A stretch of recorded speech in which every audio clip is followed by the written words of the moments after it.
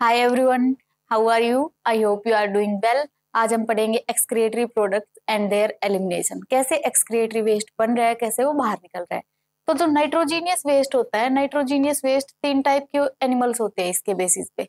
जिसके अंदर nitrogenous waste ammonia होगा, किसी के अंदर नाइट्रोजीनियस वेस्ट यूरिया होगा, किसी के अंदर नाइट्रोजीनियस वेस्ट यूरिक एसिड होगा। तो जिनके अंदर नाइट्रोजीनियस वेस्ट अमोनिया होता है वो कौन से होते हैं? अमोनोटेलिक।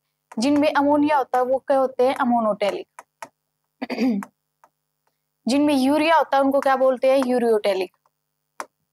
जिनके अंदर नाइट्रोजीनियस वेस्ट यूरिया होता है उनको क्या बोलते हैं? यूरियोटेलिक। और यूरिक एसिड होता है उनको यूरिकोटेलिक। ये 3 टाइप के होते हैं, ठीक है। तो ये जो अमोनिया होता है, अमोनिया हाईली टॉक्सिक होता है। हाईली टॉक्सिक होता है, उसको पानी की रिक्वायरमेंट बहुत ज्यादा होती है। तो ये कौन से एनिमल्स में होगा? जो पानी के अंदर रहते हैं। हाईली टॉक्सिक होता है, मैक्सिमम वाटर की इसको जरूरत रहती है। तो जो पानी के अंदर रहते हैं वो कैसे होते हैं? अमोनोटेलिक होते हैं। उसके बाद है urea. Urea less toxic than ammonia. Ammonia से कम टॉक्सिक होता है यूरिया। अमोनिया से कम टॉक्सिक होता है, तो टॉक्सिसिटी को रिमूव करने के लिए पानी की जरूरत भी उसको कम पड़ेगी।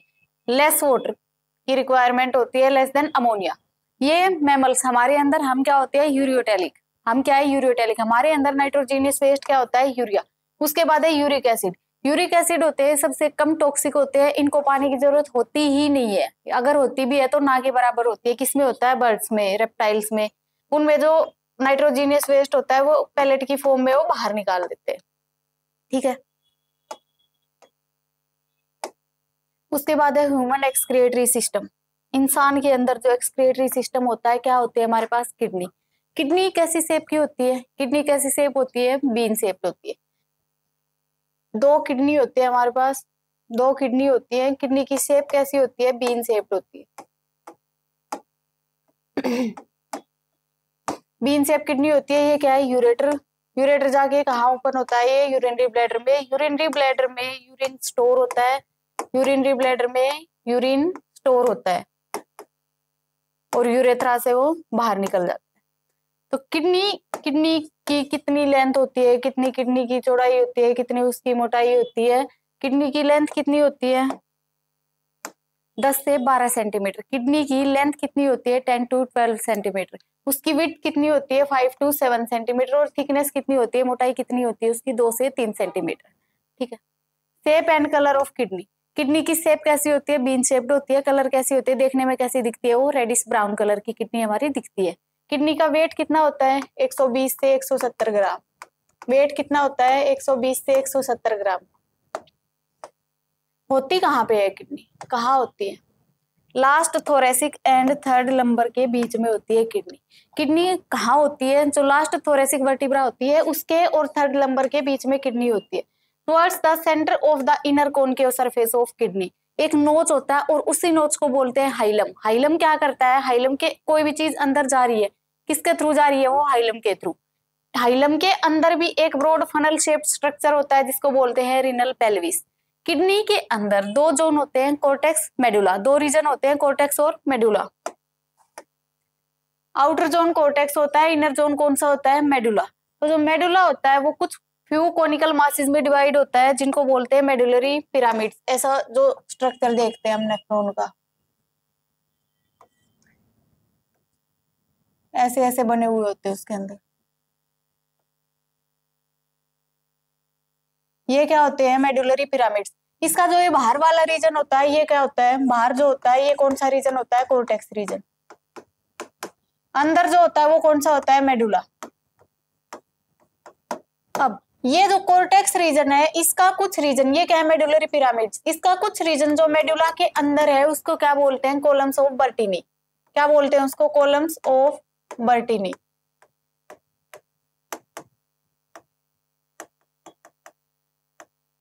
कहाँ प्रेजेंट होते हैं? कोर्टेक्स का कुछ रीजन जो मेडुला के अंदर होता है उसको बोलते हैं columns of Bertini. Out region cortex, inner region medulla. उस मेडुला के अंदर फ्यू कोनिकल मासेस, ऐसे स्ट्रक्चर जो होते हैं उनको क्या बोलते हैं? Medullary pyramids. जो cortex extend between the medullary pyramids उनको क्या बोलते हैं? Renal columns of Bertini. हर एक जो किडनी होती है उसके पास 1 मिलियन नेफ्रॉन होते हैं। एक किडनी के पास 1 मिलियन नेफ्रॉन होते हैं, 2 किडनी है, 2 किडनी के पास 2 मिलियन नेफ्रॉन हो गए। नेफ्रॉन जो होती है स्ट्रक्चरल एंड फंक्शनल यूनिट होती है किडनी की। फंक्शनल यूनिट, नेफ्रॉन को 2 पार्ट में डिवाइड कर दिया गया है, glomerulus and renal tubule. Glomerulus and renal tubule. अब जो रीनल ट्यूब्यूल होता है उसके भी 3 अलग अलग पार्ट होते हैं, Bowman's capsule, PCT, loop of Henle, DCT. PCT proximal convoluted tubule. PCT क्या होता है? Proximal convoluted tubule. DCT distal convoluted tubule. जो लूप ऑफ हेनले होता है, लूप ऑफ हेनले क्या करता है? लूप ऑफ हेनले जो यूरिन होता है, यूरिन को कंसंट्रेटेड बनाता है। लूप ऑफ हेनले क्या करता है? यूरिन को कंसंट्रेटेड बनाता है, ठीक है। ग्लोमेरुलस क्या होता है? ग्लोमेरुलस होता है टफ्ट ऑफ कैपिलरीज। ग्लोमेरुलस क्या होता है? Tuft of capillaries. टफ्ट क्या होता है? गुच्छा। कैपिलरीज का गुच्छा होता है। कौन से आर्ट्रियोल से बना हुआ होता है? Efferent arteriole. Tuft of capillaries formed by efferent arteriole. अब जो बाउमेंस कैप्सूल होता है, Bowman's capsule double walled cup like structure. कैसा होता है बाउमेंस कैप्सूल? कप के जैसा स्ट्रक्चर होता है उसके से। माल्फिजियन बॉडी या रीनल कॉर्पुसल्स। जब ग्लोमेरुलस और बाउमेंस कैप्सूल एक साथ होंगे, जब वो दोनों एक साथ हैं तो उनको क्या बोलते हैं? माल्फिजियन बॉडी या रीनल कॉर्पुसल्स। माल्फिजियन ट्यूब्यूल अलग होता है, माल्फिजियन बॉडी अलग होती है। माल्फिजियन ट्यूब्यूल एक्सक्रीटरी ऑर्गन होते हैं किसके अंदर? आर्थ्रोपोडा। और माल्फिजियन बॉडी क्या होती है? जब ग्लोमेरुलस और बाउमेंस कैप्सूल एक साथ होंगे तो उनको कलेक्टिवली बोलेंगे माल्फिजियन बॉडी या रीनल कॉर्पुसल्स।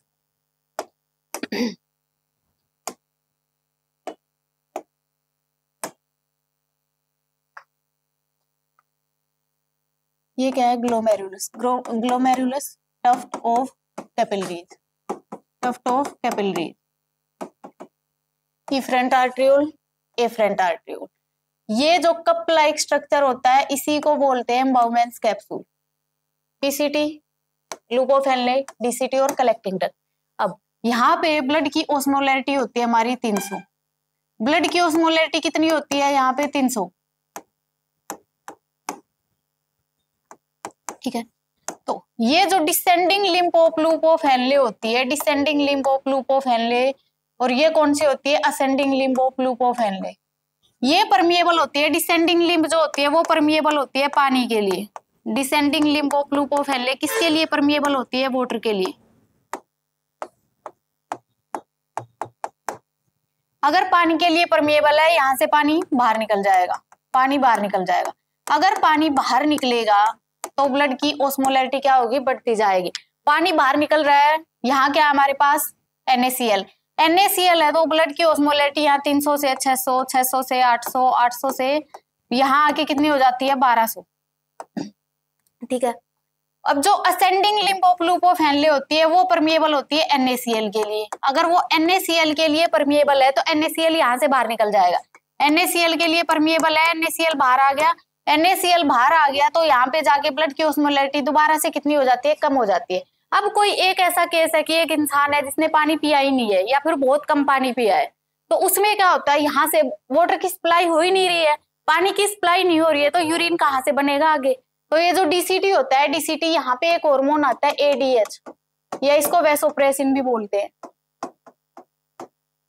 ADH या वैसोप्रेसिन। ये क्या करता है? यहाँ पे पेरीट्यूबुलर कैपिलरीज में पानी को रीअब्जॉर्ब करता है, पानी को स्टोर करके रखता है।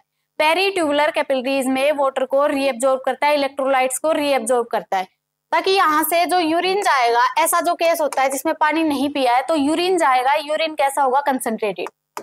यूरिन कैसा होगा? कंसंट्रेटेड। और जो कंसंट्रेटेड यूरिन होता है वो कैसे कलर का होता है? येलो। अब एक ऐसा इंसान है जिसने सही से पानी पिया, जितने पानी की उसको जरूरत है उसने उतना पानी पिया है, तो यहाँ से कोई पानी की कमी नहीं है, यहाँ वाटर रीअब्जॉर्प्शन की भी हमें जरूरत नहीं पड़ेगी। और जो यूरिन आएगा, यूरिन ऐसे केस में कैसा आएगा? डाइल्यूटेड। कैसा यूरिन आएगा? डाइल्यूटेड। डाइल्यूट जो यूरिन होता है वो कैसा होता है? कलरलेस। कैसा होता है? कलरलेस, ठीक है।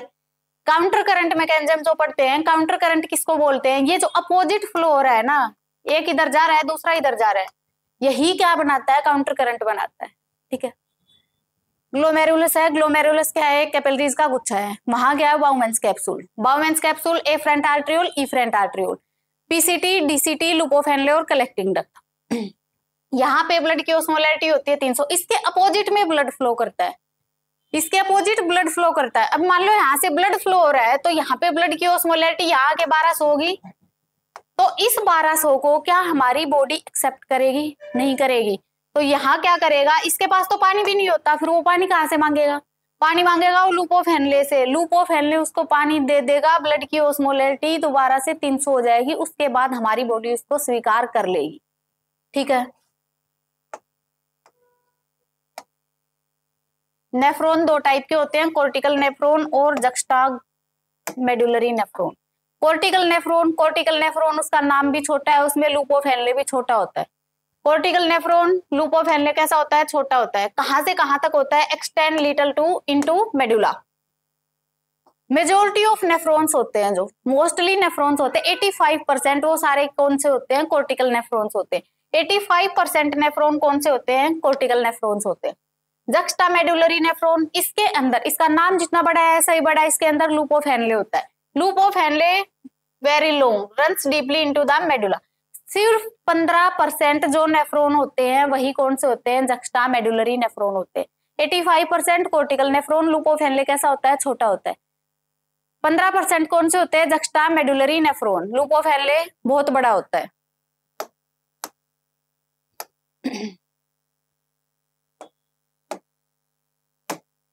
Efferent arteriole emerging from the glomerulus forms a wide capillary network, जिसको पेरिट्यूबुलर कैपिलरीज बोल रहे हैं।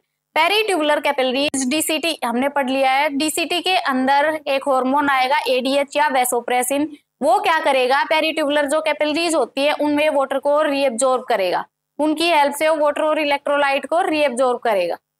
ए minute vessel of peritubular capillaries network run parallel to the Henle's loop, और वो एक यू शेप स्ट्रक्चर बनाता है। जो लूप ऑफ हेनले में ऐसा जो स्ट्रक्चर बन रहा है ना, ये डिसेंडिंग लिम्ब है, ये असेंडिंग लिम्ब है, तो ये जो यू शेप जो स्ट्रक्चर बन रहा है इसी को क्या बोलते हैं? वासा रेक्टा। यू शेप जो स्ट्रक्चर बनता है उसको क्या बोलते हैं? वासा रेक्टा। ठीक है। अब जो कोर्टिकल नेफ्रॉन्स होते हैं, कोर्टिकल नेफ्रॉन्स में या तो वासा रेक्टा होती ही नहीं है, अगर होती भी है तो वो रिड्यूस्ड फॉर्म में होती है, छोटी होती है। Main process of urine formation, कौन कौन सी प्रोसेस होती है उसमें? Glomerular filtration, reabsorption, secretion. सबसे पहले क्या होगी? फिल्ट्रेशन। पहला स्टेप क्या होता है यूरिन फॉर्मेशन में? Filtration. Filtration of blood occurs through 3 layers. 3 layer होती हैं। कौन कौन सी 3 लेयर होती हैं? किसकी होती है? एंडोथीलियम किसकी होती है? ब्लड वेसल्स की। Endothelium of blood vessels. Basement membrane होती है दोनों के बीच में, और एपिथीलियम होती है बाउमेंस कैप्सूल की। एंडोथीलियम ब्लड वेसल्स की, एपिथीलियम बाउमेंस कैप्सूल की, और दोनों के बीच में क्या होती है? बेसमेंट मेम्ब्रेन होती है। जो एपिथेलियल सेल्स होती है बाउमेन कैप्सूल की, उनको क्या बोलते हैं? पोडोसाइट्स। बाउमेंस कैप्सूल की जो एपिथेलियल सेल होती है उनको क्या बोलते हैं? Podocytes. Podocytes are arranged in an intricate manner so as to leave some minute space, और वो जो स्पेस होता है उसको बोलते हैं फिल्ट्रेशन स्लिट्स या स्लिट पोर्स। वो किसकी तरह से काम करता है? छलनी होती है जो चाय छानने की, उसकी तरह से फिल्ट्रेशन स्लिट्स या स्लिट पोर काम करते हैं। The amount of filtrate formed by the kidneys पर मिनट, 1 मिनट के अंदर किडनी कितना फिल्ट्रेट बना रही है उसी को क्या बोलते हैं? Glomerulus filtration rate, GFR। 1 minute में किडनी कितना फिल्ट्रेट बना रही है उसको क्या बोलते हैं? GFR, glomerulus filtration rate. एक हेल्दी इंडिविजुअल का GFR कितना होता है? 125 ml पर मिनट। 1 मिनट में अगर 125 ml बना रहे तो पूरे दिन में कितना हो गया? 180 लीटर। 180 लीटर, 180 लीटर एक दिन में किडनी फिल्टर कर दे रही है। उस 180 लीटर का क्या करते हैं फिर हम? 180 लीटर तो जाके नहीं आते हम। 180 लीटर में से 99.9% रीएब्जॉर्ब कर लेती है बॉडी, और 0.1% या 1% हम एज ए यूरिन बाहर निकाल देते हैं। एक दिन में एक इंसान कितना यूरिन बाहर निकालता है? 1 से 1.5 लीटर पर डे। उसके बाद है GFR, glomerulus filtration rate. Cardiac output 5 litre होता है। कार्डियक आउटपुट होता क्या है? Stroke volume into heart rate. Cardiac output क्या होता है? Stroke volume into heart rate.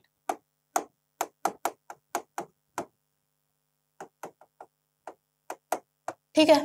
अब स्ट्रोक वॉल्यूम कितनी होती है कि 1 मिनट के अंदर वेंट्रिकल कितना ब्लड पंप कर रही है, वो क्या है स्ट्रोक वॉल्यूम। स्ट्रोक वॉल्यूम कितनी होगी 70 ml। 1 मिनट के अंदर वेंट्रिकल कितना ब्लड पंप कर रही है, वो क्या हमारी stroke volume. Heart rate 70 to 75 times. अब इन दोनों की मल्टीप्लाई कर देंगे, हमारे पास आएगा 5000 ml, अप्रोक्सीमेटली 5000 ml या 5 लीटर। तो ये क्या है कार्डियक आउटपुट। अब इसका 20% रीनल ब्लड फ्लो 1 लीटर, उसका भी 55% रीनल प्लाज्मा फ्लो 625 ml, और उसका भी 20% GFR 125 ml पर मिनट। अगर 1 मिनट के अंदर 125 ml हो रहा है तो एक दिन में कितना हो जाएगा 180 लीटर पर डे। एक दिन के अंदर कितना फिल्ट्रेट किडनी फिल्टर करती है 180 लीटर पर डे। ठीक है, कार्डियक आउटपुट कितना है 5 लीटर। अब उस कार्डियक आउटपुट का 120% सॉरी कार्डियक आउटपुट का 20% रीनल ब्लड फ्लो हो गया 1 लीटर, उसका भी 55% अगर करेंगे तो रीनल प्लाज्मा फ्लो 625 ml, उसका भी अगर 20% करेंगे तो कितना आ जाएगा हमारा GFR glomerulus filtration rate 125 ml per day sorry पर मिनट। अगर 1 मिनट के अंदर 125 ml है तो कितना आएगा 180 लीटर पर डे। एक दिन में कितना हो गया 180 लीटर। 180 लीटर, इतनी छोटी सी किडनी 180 लीटर फिल्टर कर रही है एक दिन में, 180 लीटर। उसके बाद है RAAS renin angiotensin aldosterone system. Aldosterone जो होता है वो सोल्ट रिटेनिंग हार्मोन होता है, सोल्ट रिटेनिंग हार्मोन एल्डोस्टेरोन। ठीक है, रेनिन एंजियोटेंसिन एल्डोस्टेरोन सिस्टम, इसके अंदर क्या होता है जब GFR लो होगा, जब ग्लोमेरुलस फिल्ट्रेशन रेट लो होगा, GFR लो होगा, ब्लड प्रेशर भी कैसा होगा लो, ब्लड प्रेशर घट गया तो जक्स्टा ग्लोमेरुलस सेल्स जो JG सेल्स होती हैं वो एक्टिवेट होती है, और ये जो JG सेल्स होती हैं ये सिक्रेट करती हैं एक एंजाइम रेनिन। JG सेल्स क्या सिक्रेट करती है रेनिन। अब जो रेनिन होता है ये एंजियोटेंसिन को एंजियोटेंसिन 1 में कन्वर्ट कर देता है। कौन सा एंजाइम कर रहा है एंजियोटेंसिन को एंजियोटेंसिन 1 में रेनिन। अब हमें चाहिए एंजियोटेंसिन 2, तो ये एंजियोटेंसिन 1 एंजियोटेंसिन 2 में कन्वर्ट हो जाता है। इसके लिए एक एंजाइम होता है ACE angiotensin converting enzyme, angiotensin converting enzyme, उसकी हेल्प से ये किस में कन्वर्ट हो जाता है एंजियोटेंसिन 2 में। ठीक है, अब ये जो एंजियोटेंसिन 2 होता है ये होता है vasoconstrictor, vasoconstrictor release of aldosterone, release of aldosterone. तो ये क्या करेगा वैसोकॉन्स्ट्रिक्टर अगर है तो वो क्या करेगा, ब्लड प्रेशर कैसा हो रहा है हमारा, ब्लड प्रेशर कम है, वैसोकॉन्स्ट्रिक्टर है, वैसोकॉन्स्ट्रिक्टर क्या करेगा GFR को बढ़ाएगा, ब्लड प्रेशर को भी बढ़ाएगा। ठीक है, अगर वैसोडाइलेटर होता कम करता, अगर वैसोकॉन्स्ट्रिक्टर है ब्लड प्रेशर बढ़ाएगा GFR बढ़ाएगा। तो इसमें क्या हो रहा है जब GFR कम हो जाता है ब्लड प्रेशर कम हो जाता है तो क्या होता है JG सेल्स एक्टिवेट होती है। JG सेल्स जो होती है वो एक एंजाइम सिक्रेट करती है रेनिन। अब ये जो रेनिन होता है ये एंजियोटेंसिन को एंजियोटेंसिन 1 में कन्वर्ट कर देता है। हमें क्या चाहिए एंजियोटेंसिन 2, एंजियोटेंसिन 2 एंजियोटेंसिन 1 एंजियोटेंसिन 2 में कन्वर्ट हो जाएगा with the help of angiotensin converting enzyme. अब ये जो एंजियोटेंसिन 2 होता है ये एक्ट एज ए वैसोकॉन्स्ट्रिक्टर, ये किसके तरह से काम करता है वैसोकॉन्स्ट्रिक्टर। तो ये क्या करेगा जो ब्लड प्रेशर हमारा कम हुआ है ब्लड प्रेशर बढ़ जाएगा, GFR बढ़ जाएगा। ठीक है,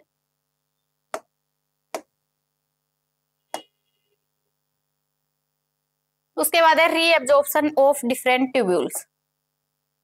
सबसे पहले PCT, PCT के अंदर 70 से 80% इलेक्ट्रोलाइट एंड वाटर रीएब्जॉर्ब होते हैं। एक्टिवली रीएब्जॉर्ब कौन होता है, पैसिवली रीएब्जॉर्ब कौन होता है उसके अंदर। PCT में एक्टिवली रीएब्जॉर्ब होते हैं हमारे पास सोडियम, ग्लूकोज, अमाइनो एसिड, और पैसिवली रीएब्जॉर्ब होता है उसमें यूरिया। ठीक है, लूपोफेनले में भी वाटर एंड इलेक्ट्रोलाइट रीएब्जॉर्ब होते हैं। मिनिमम एब्जॉर्प्शन होता है इसमें असेंडिंग लिम्ब में, सबसे कम एब्जॉर्प्शन होता है असेंडिंग लिम्ब में। ठीक है, DCT में भी सोडियम, वाटर, कार्बोनेट आयंस, इसके अंदर कंडीशनल रीएब्जॉर्प्शन होता है जब जरूरत होगी। जब हमने देखा ना कि कोई इंसान पानी नहीं पी रहा है, वाटर की सप्लाई कम हो गई है बॉडी में, तो क्या होगा, वहां पे रीएब्जॉर्प्शन होगा। अगर सही है तो फिर जरूरत ही नहीं है। तो इसके अंदर कैसा होता है, कंडीशनल रीएब्जॉर्प्शन होता है डीसीटी में। उसके बाद है कलेक्टिंग डक्ट। कलेक्टिंग डक्ट में वाटर एंड सोल्स, इनका रीएब्जॉर्प्शन होता है, ठीक है। उसके बाद है tubular secretion at different tubules. किस किस की ट्यूबुलर सिक्रेशंस होती है, कहां कहां पर? पीसीटी में H plus ions, K plus ions, NH3। DCT में H plus K plus NH3। Collecting duct में H plus K plus. Loop of Henley में तुम बताओगे किसकी सिक्रेशन होती है, ठीक है। उसके बाद है counter current is formed by. Counter current कैसे बन रहा है? जो लूप ऑफ हेनले, एक डिसेंडिंग लिंब है, दूसरी असेंडिंग लिंब है, जो वो अपोजिट डायरेक्शन में जो फ्लो हो रहा है वही क्या बनाता है, हमारा काउंटर करंट बनाता है। Purpose of counter current mechanism, क्या काम है, क्या क्या उद्देश्य है उसका काउंटर करंट मैकेनिज्म का? टू प्रोड्यूस कंसंट्रेटेड यूरिन, ताकि जो यूरिन है वो कैसा प्रोड्यूस कर सके, कंसंट्रेटेड, ठीक है। Gradient in counter current is mainly caused by NaCl and urea. Human kidney can produce urine nearly 4 times concentrated than initial filtrate. जो शुरुआत में जो फिल्ट्रेट होता है उससे 4 गुना concentrated urine human kidney produce करती है। जो फिल्ट्रेट होता है उससे 4 गुना कंसंट्रेटेड यूरिन जो हमारी किडनी होती है वो प्रोड्यूस करती है। उसके बाद है मिक्चुरेशन। हो गया सब कुछ, अब बस बाहर निकालना है उसको। मिक्चुरेशन, यूरिनरी ब्लैडर भर गया, यूरिन से यूरिनरी ब्लैडर भर जाएगा तो स्ट्रेचिंग ऑफ वॉल्स, जो वॉल होंगी वो स्ट्रेच होंगी, तो वॉल स्ट्रेच होंगी, सिग्नल जाएगा हमारे ब्रेन के पास। भर गया कोई भी चीज भरी है तो उसमें स्ट्रेचिंग होगी, उसके पास सिग्नल गया ब्रेन के पास। फिर ब्रेन क्या करेगा, contraction of muscles of urinary bladder and relaxation of urethral sphincter, और हम क्या करते हैं, यूरिन को बाहर निकाल देते हैं, ठीक है। और जो यूरिन बाहर निकल रहा है उसी प्रोसेस को बोलते हैं मिक्चुरेशन। यूरिनरी ब्लैडर भर गया, भरने के बाद वॉल स्ट्रेच हुई, उसकी वॉल स्ट्रेच हुई, सिग्नल गया, सिग्नल उसने दिया कि हाँ तुम जाके आओ अभी, उसी को क्या बोलते हैं, हम मिक्चुरेशन बोलते हैं, ठीक है। NCERT data related to urine. एक दिन में कितना यूरिन बाहर निकालते हैं, 1 से 1.5 लीटर। पीएच कितनी होती है यूरिन की, 6 होती है, तो कैसा हो गया वो, एसिडिक। कैसा हो गया, एसिडिक, ठीक है। कलर कैसा होता है यूरिन का, light yellow. Urea per day, urea 25 से 3 ग्राम, यूरिया पर डे 25 से 3 ग्राम, यूरिन पर डे 1 से 1.5 लीटर, ठीक है। उसके बाद है ग्लाइकोसूरिया। ग्लाइकोसूरिया एक ऐसी बीमारी होती है जिसके अंदर ग्लूकोज आता है यूरिन में। क्यूटोनोरिया में यूरिन के अंदर कीटोन बॉडीज बन जाती है। ग्लाइकोसूरिया एंड कीटोन्यूरिया ये किसको इंडिकेट करते हैं, डायबिटीज मेलाइटस को। किसको इंडिकेट करते हैं, डायबिटीज मेलाइटस को। अब डायबिटीज में क्या होता है, डायबिटीज में हमारी जो बॉडी होती है उसका ब्लड शुगर लेवल बढ़ जाता है। डायबिटीज में ब्लड शुगर लेवल बढ़ जाता है। अब ब्लड शुगर लेवल बढ़ रहा है, उसके लिए 2 हार्मोन्स होते हैं। पेनक्रियाज के पास 2 सेल्स होती है, alpha cells and beta cells. Beta cell क्या सीक्रेट करती है, इंसुलिन। अल्फा सेल क्या सीक्रेट करती है, ग्लूकागोन। अल्फा सेल क्या सीक्रेट करती है, ग्लूकागोन। ये कैसा होता है, हाइपरग्लाइसीमिक। हाइपरग्लाइसीमिक ये क्या कर रहा है, बढ़ा रहा है ग्लूकोज के लेवल को। ये कैसा होता है, हाइपोग्लाइसीमिक ये ग्लूकोज के लेवल को कम करता है, ठीक है। अगर ग्लूकोज आ रहा है यूरिन में, ग्लाइकोसूरिया। अगर कीटोन बॉडीज है, कीटोन्यूरिया। और ये दोनों किसको इंडिकेट करते हैं, डायबिटीज को, ठीक है, diabetes mellitus. Excretion other than kidney. Kidney को छोड़ के और कौन कौन से ऑर्गन्स होते हैं जो एक्सक्रिएशन में रोल प्ले करते हैं अपना, लंग्स। लंग्स जो होते हैं हमारे, वो भी तो CO2 को बाहर निकाल रहे हैं। क्या CO2 वेस्ट नहीं है ना। तो लंग्स क्या करते हैं, CO2 को बाहर निकालते हैं, और कुछ वाटर को भी। कितने, 200 ml पर मिनट। 200 ml CO2 हर 1 मिनट में लंग्स हमारे बाहर निकाल दे रहे हैं। तुम देख रहे हो शरीर कितना काम कर रहा है, फिर भी हम थके हुए रहते हैं, क्यों। लंग्स किडनी है बेचारी, 150 ग्राम की किडनी है, 180 लीटर फिल्टर कर रही है पूरे दिन में, कर रही है। लंग्स है, CO2 200 ml 1 मिनट में बाहर निकाल रहे हैं। हम क्या कर रहे हैं, और हमारी थकानी दूर होती है। और लीवर, लीवर क्या करता है, bile, along with digestive waste. Bile store कहाँ पे होता है, गोल ब्लैडर में। बाइल बनता कहाँ है, लीवर में, स्टोर कहाँ होता है, गोल ब्लैडर में। उसके बाद है स्वेट ग्लैंड्स। स्वेट ग्लैंड जो पसीना बाहर निकलता है हमारा, water, NaCl, urea, lactic acid. और sebaceous gland, sterol, wax, hydrocarbons, ठीक है, सीबम, ये सब बाहर निकालते हैं सारे। जो दूसरे ऑर्गन्स होते हैं अदर देन किडनी, उनका अपना अपना वो होता है, कोई CO2 को बाहर निकाल रहा है, कोई बाइल को बाहर निकाल रहा है, कोई पानी को बाहर निकाल रहा है, NaCl को, कोई हाइड्रोकार्बन को। उसके बाद है disorders of excretory system. Excretory system के क्या क्या डिसऑर्डर्स हैं। सबसे पहला है ग्लोमेरुलोनेफ्राइटिस। ये जो आइटिस जो होता है, ये किसके लिए यूज करते हैं, इन्फ्लेमेशन, चाहे वो कहीं भी लगा है पीछे किसी के भी, किसके लिए यूज होता है, इन्फ्लेमेशन के लिए। इन्फ्लेमेशन ऑफ ग्लोमेरुलाई, जो किडनी के अंदर जो ग्लोमेरुलस होता है वो, उसमें क्या हो जाता है, इन्फ्लेमेशन हो जाता है, उसको क्या बोलते हैं, ग्लोमेरुलोनेफ्राइटिस।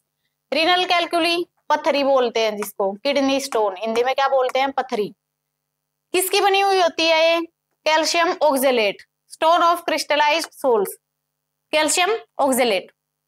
उसके बाद है renal failure. Renal failure, kidney होगी फेल। अब एक किडनी फेल हो जाए तो काम चल जाता है, जब दोनों फेल हो जाएंगे तो क्या करेगा, हीमोडायलिसिस। क्या करते हैं उसमें, हीमोडायलिसिस। ये जो हीमोडायलिसिस होती है ना, हीमोडायलिसिस में क्या करते हैं, हीमोडायलिसिस एक आर्टिफिशियल किडनी सेटअप होता है। उसके अंदर हमारी जो कन्वीनियंट आर्टरी होती है उससे ब्लड लेते हैं, और उस आर्टरी से ब्लड लेने के बाद उसको जो आर्टिफिशियल किडनी सेटअप होता है, मान लो ये है हमारी किडनी, इसके अंदर ऐसे ऐसे एक ट्यूब होती है, उसको इसके अंदर डाल देते हैं। अब ये जो होती है ट्यूब, ये सेमी परमिएबल होती है। ये जो ट्यूब होती है कैसी होती है, सेमी परमिएबल होती है। और इसको जो वेस्ट होता है उसको वो क्या कर देती है, बाहर निकाल देती है। और यहाँ से जो फिल्ट्रेट आता है उसको दोबारा से कन्वीनियंट वेन से हम ट्रांसफर कर देते हैं बॉडी में, ठीक है। उसके बाद है यूरेमिया। यूरेमिया होता है urea in blood. Uraemia, urea in blood, खून के अंदर ही यूरिया डिपॉजिट हो जाता है, उसको क्या बोलते हैं, यूरेमिया। यूरेमिया के अंदर, in uraemia, urea from blood can be removed by haemodialysis. Urea को कैसे रिमूव कर सकते हैं, हीमोडायलिसिस। अभी बताया मैंने, वो जो ट्यूब होती है, ट्यूब कैसी होती है, सेमी परमिएबल होती है। सेमी परमिएबल होती है तो जो वेस्ट होता है, वेस्ट को क्या करती है, वो बाहर निकाल देती है, ठीक है। ये हमारा excretory products and their elimination. इसमें अब जो एनिमल किंगडम में पढ़ते हैं हम, किस किस के अंदर कौन कौन से एक्सक्रिएटरी प्रोडक्ट्स होते हैं। तो पोरीफेरा, सबसे पहले पोरीफेरा में क्या होती है, पोरीफेरा में जनरल बॉडी सरफेस। पोरीफेरा के पास और ऐसे स्पेशलाइज्ड कोई भी एक्सक्रिएटरी ऑर्गन नहीं होते हैं। क्या होता है, बॉडी सरफेस। सिलेंट्रेटा में भी बॉडी सरफेस। टिनोफोरा, वो तो सिलेंट्रेटा के साथ ही रहेगा हमेशा। टिनोफोरा में भी बॉडी सरफेस। उसके बाद आते हैं प्लेटिहेल्मिन्थस। प्लेटिहेल्मिन्थस को क्या बोलते हैं, फ्लैटवर्म। प्लेटिहेल्मिन्थस को क्या बोलते हैं, फ्लैटवर्म्स। प्लेटिहेल्मिन्थस में होती है फ्लेम सेल्स या प्रोटोनेफ्रीडिया। उसके बाद है एसके हेल्मिन्थस। एसके हेल्मिन्थस होते हैं हमारे राउंड वॉर्म्स। एसके हेल्मिन्थस क्या होते हैं, राउंड वॉर्म्स। राउंड वॉर्म्स, इनके अंदर होती है रिनेट सेल्स। एनिलिडा में नेफ्रीडिया। एनिलिडा में क्या होता है, नेफ्रीडिया। आर्थ्रोपोडा लार्जेस्ट फाइलम होता है। आर्थ्रोपोडा लार्जेस्ट फाइलम होता है। एंटीनरी, इसके अंदर अलग अलग होते हैं, माल्फिजियन ट्यूब्यूल्स होते हैं। माल्फिजियन ट्यूब्यूल और माल्फिजियन बॉडी अलग अलग है, फिर बता रही हूँ तुम्हें। एंटीनरी ग्लैंड, एंटीनरी ग्लैंड होते हैं क्रस्टेशियंस में। माल्फिजियन ट्यूब्यूल्स होते हैं इंसेक्ट्स में। कोक्सल ग्लैंड्स होते हैं एरेकिनाइड्स में, ठीक है। आर्थ्रोपोडा लार्जेस्ट होता है, लार्जेस्ट फाइलम होता है आर्थ्रोपोडा। उसके बाद है मोलस्का, सेकंड लार्जेस्ट होता है। मोलस्का में होता है organ of Bojanus and Keber's organ. Antennary gland crustaceans में, माल्फिजियन ट्यूब्यूल इंसेक्ट में, कोक्सल ग्लैंड एरेक्निड्स में। ऑर्गन ऑफ बोजानस ये किसमें होता है, मोलस्का में। कीबर्स ऑर्गन भी इसको बोलते हैं, वो भी किसमें होता है, मोलस्का में। उसके बाद है इकाइनोडर्मेटा। इकाइनोडर्मेटा के अंदर एक्सक्रिएटरी ऑर्गन होते ही नहीं है, इकाइनोडर्मेटा में होते ही नहीं है। हेमिकोर्डेटा प्रोबोसिस ग्लैंड होती है। यूरोकोर्डेटा न्यूरल ग्लैंड। यूरोकोर्डेट्स में न्यूरल ग्लैंड, सिफेलोकोर्डेट में सोलेनोसाइट और प्रोटोनेफ्रीडिया।